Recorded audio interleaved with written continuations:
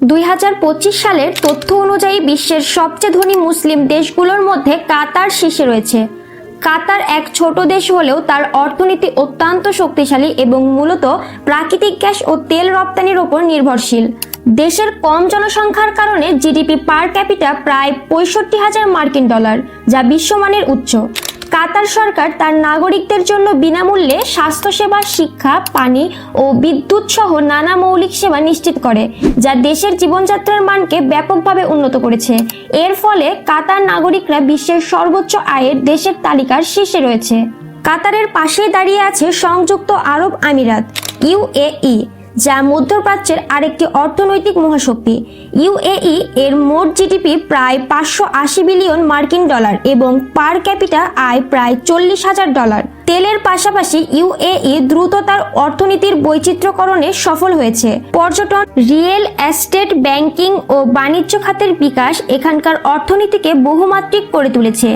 বিশেষ করে দুবাই ও আবুধাবি শহরগুলো আধুনিক স্থাপত্য ও বিশ্বমানের ব্যবসায়িক সুযোগের জন্য বিশ্বব্যাপী স্বীকৃত।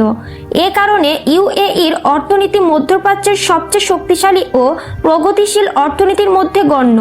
কুয়েতেও তার তেল রপ্তানির ওপর নির্ভরশীল একটি ধনী দেশ। কুয়েতের মোট জিডিপি প্রায় 140 বিলিয়ন মার্কিন ডলার এবং পার ক্যাপিটা আয় প্রায় 35,000 ডলার।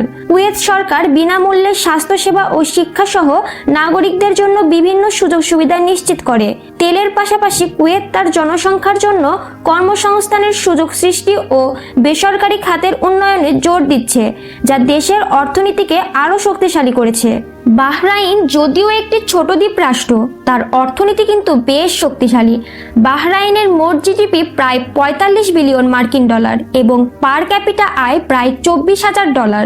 এখানকার অর্থনীতি তেল ও গ্যাসের পাশাপাশি ব্যাংকিং, বীমা ও আর্থিক সেবা খাতে উল্লেখযোগ্য উন্নতি করছে।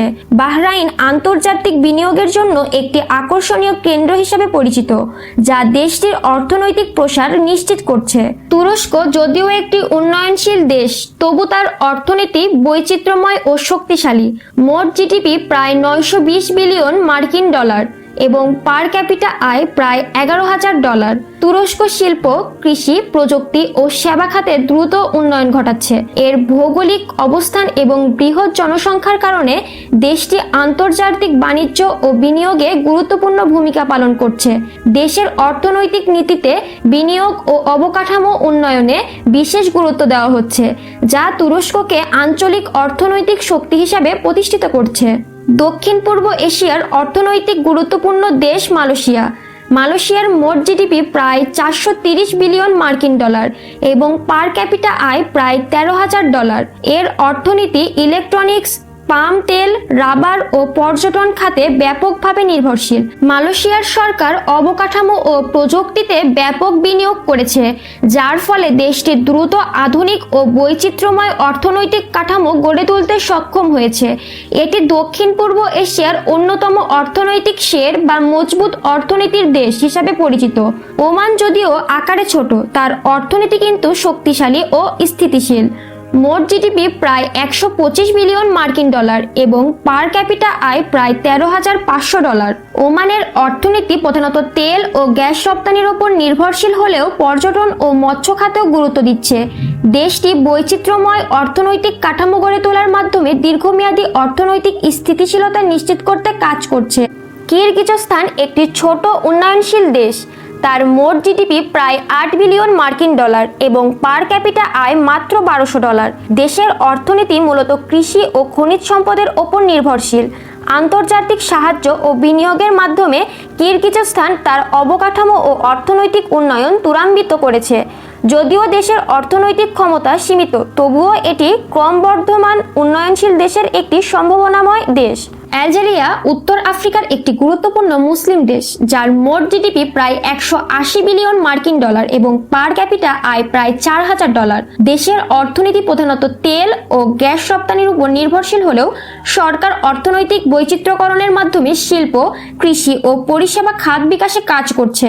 আলজেরিয়ার ভৌগোলিক অবস্থান এবং প্রাকৃতিক সম্পদ দেশটিকে আফ্রিকার বৃহত্তম অর্থনৈতিক শক্তিগুলোর মধ্যে পরিণত করেছে। পাকিস্তান দক্ষিণ এশিয়ার একটি বৃহৎ উন্নয়নশীল দেশ, যার মোট জিডিপি প্রায় 400 বিলিয়ন মার্কিন ডলার এবং পার ক্যাপিটা আয় প্রায় $19। পাকিস্তানের অর্থনীতি কৃষি, শিল্প ও সেবা খাতের উপর নির্ভরশীল। দেশটি আন্তর্জাতিক সাহায্য ও বিনিয়োগের মাধ্যমে অর্থনৈতিক প্রবৃদ্ধি অর্জনে কাজ করছে। পাকিস্তান তার ভৌগোলিক অবস্থানের কারণে দক্ষিণ এশিয়ার গুরুত্বপূর্ণ বাণিজ্য ও লজিস্টিক হাব হিসাবে বিবেচিত হচ্ছে। এই 10টি মুসলিম দেশ তাদের প্রচুর প্রাকৃতিক সম্পদ, শক্তিশালী অর্থনৈতিক নীতি ও বৈচিত্র্যময় অর্থনৈতিক কাঠামোর মাধ্যমে বিশ্ব অর্থনীতিতে গুরুত্বপূর্ণ ভূমিকা পালন করছে। বিশেষ করে কাতার ও ইউএই এর মতো ছোট দেশগুলো কম জনসংখ্যার কারণে উচ্চ আয়ের সুযোগ পেয়ে অর্থনৈতিক সাম্রাজ্যের শীর্ষে অবস্থান করছে। অন্যদিকে তুরস্ক ও মালয়েশিয়ার মতো বৃহৎ জনসংখ্যার দেশগুলি বৈচিত্র্যময় অর্থনীতির মাধ্যমে দ্রুত উন্নয়ন করছে। তবে শুধুমাত্র প্রাকৃতিক সম্পদ বা অর্থনৈতিক শক্তি থাকলেই সব সমস্যার সমাধান হয় না। এই দেশগুলো এখন শিক্ষায় বিনিয়োগ, প্রযুক্তিগত উন্নয়ন, অবকাঠামো উন্নয়ন, পরিবেশ বান্ধব নীতি এবং বৈশ্বিক বাণিজ্যের সাথে আরও নিবিড় সংযুক্তির মাধ্যমে তাদের অর্থনীতি আরও শক্তিশালী করার চেষ্টা করছে। নতুন পদ্ধতি ও উদ্ভাবনী ধারণা গ্রহণ করাও তাদের মূল লক্ষ্য। যেমন তুরস্ক ও মালয়েশিয়া তথ্য প্রযুক্তি, নবায়নযোগ্য জ্বালানি ও আধুনিক কৃষিক্ষেত্রে ব্যাপক বিনিয়োগ করছে। অন্যদিকে ছোট দেশগুলো যেমন কাতার, ইউএই ও কুয়েত তাদের সম্পদকে স্মার্টলি কাজে লাগিয়ে সামাজিক সেবা, স্বাস্থ্য ও শিক্ষা ব্যবস্থার উন্নতিতে জোর দিচ্ছে। এর ফলে তারা শুধুমাত্র অর্থনৈতিক ধনকুবের নয়, মানব সম্পদের দিক থেকেও বিশ্বের অন্যতম উন্নত দেশগুলোর মধ্যে জায়গা করে নিচ্ছে।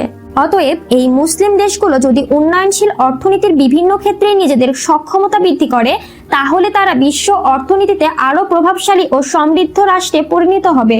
প্রযুক্তি, শিক্ষা, বৈচিত্র্যময় শিল্পায়ন এবং সামাজিক উন্নয়নের মাধ্যমে মুসলিম বিশ্বের অর্থনৈতিক প্রভাব আগামী দশকগুলোতে আরও বিস্তৃত হবে বলে আশা করা যায়।